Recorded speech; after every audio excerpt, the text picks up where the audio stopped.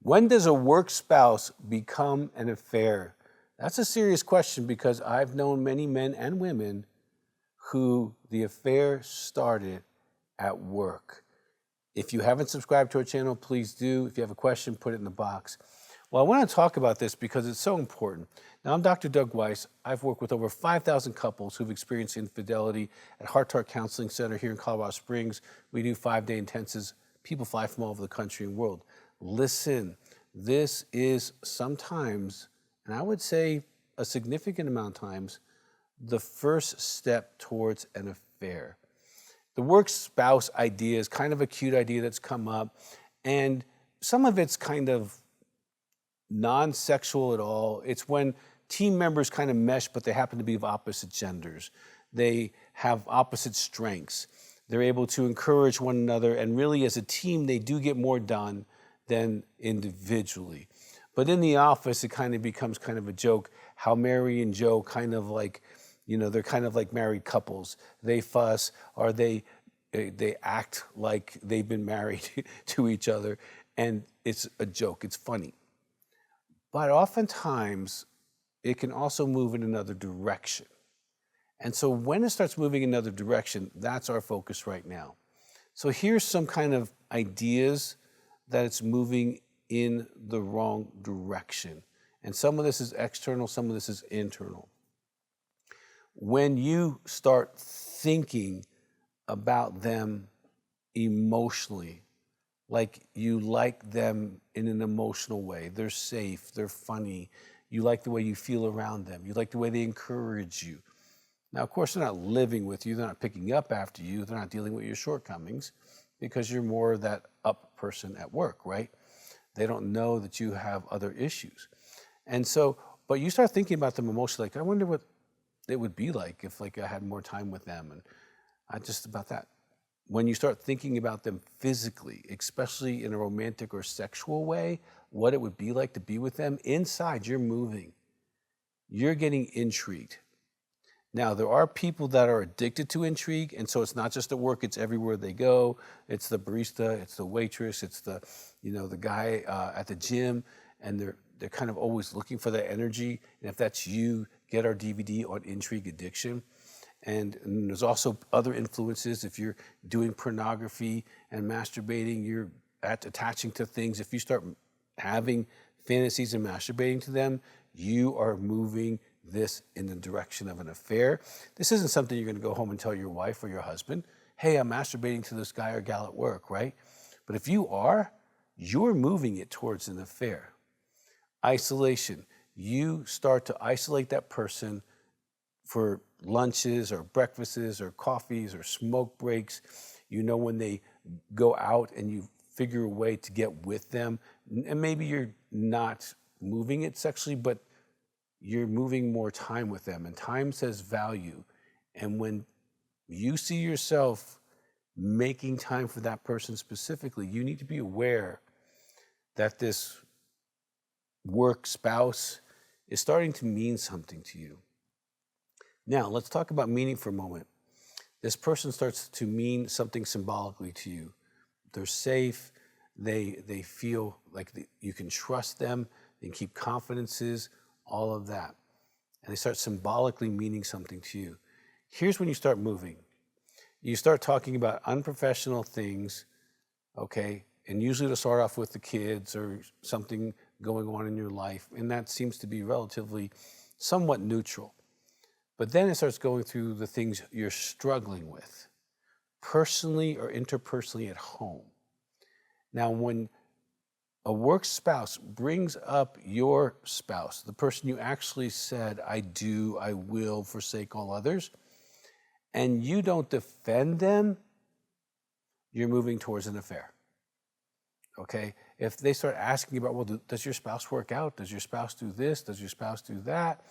And you're quick to say, no, they're lazy. No, they don't know how to do that. No, you're not protecting your spouse or your marriage, and you're opening the door saying it's okay to compare yourself in your strengths against my spouse's weaknesses.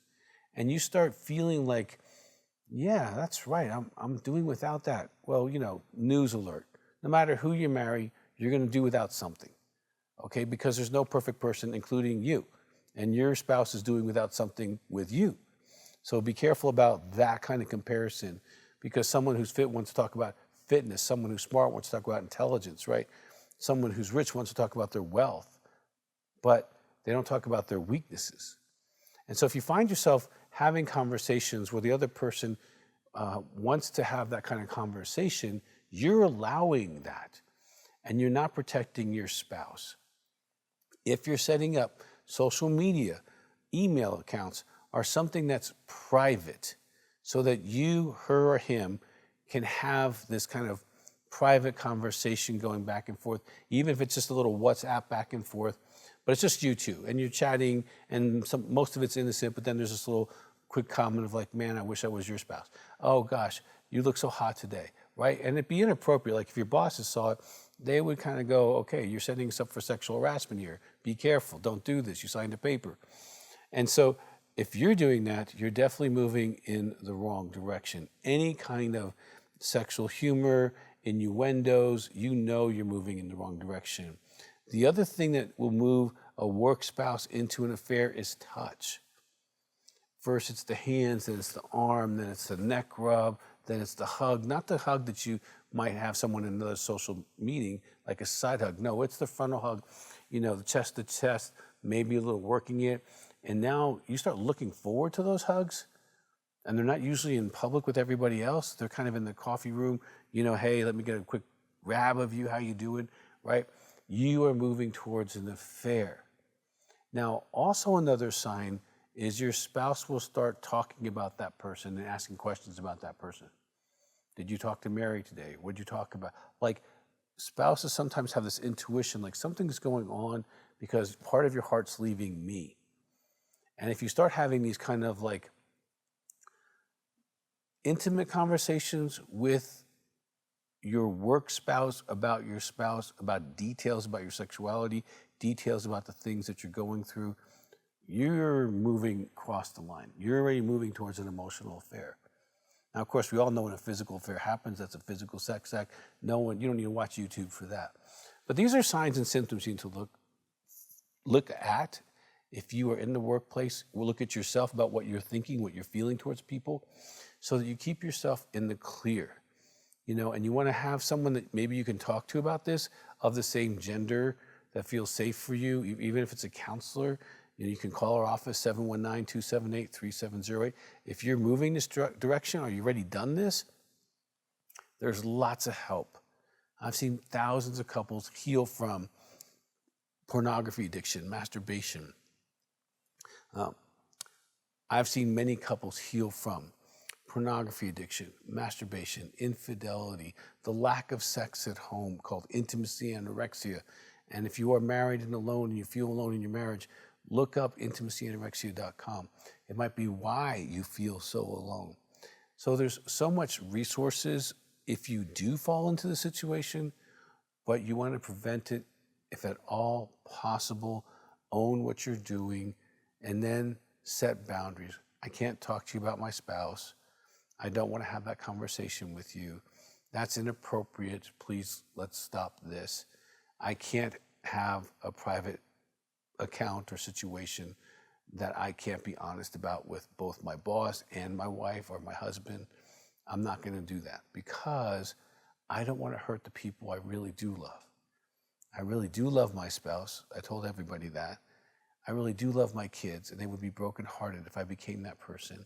And I really do love myself, and I don't want to have guilt or shame or fear or anxiety by getting into an affair. I just don't want to carry that with everything else I'm carrying. So if we can be of help to you in any way, give us a call. If you got a question, put it in the box, and please subscribe.